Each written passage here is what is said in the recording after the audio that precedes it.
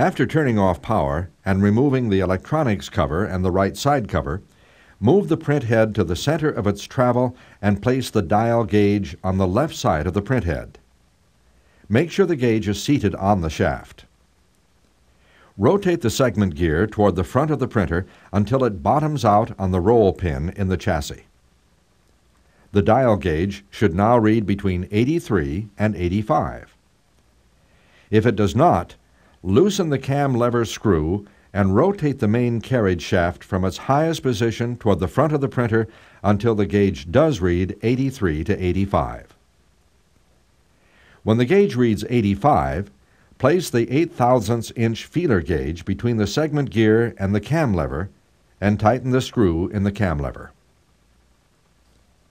Remove the feeler gauge and make sure that the shaft rotates freely.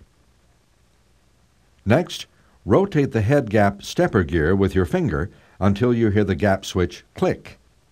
At this point, the dial gauge should read between 45 and 50.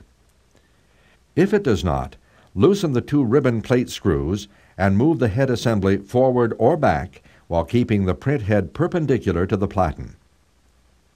If the switch clicks at less than 45, move the head away from the platen. If it clicks at more than 50, move the head toward the platen. Tighten the screws and recheck where the switch clicks. When complete, proceed with the print head gap adjustment.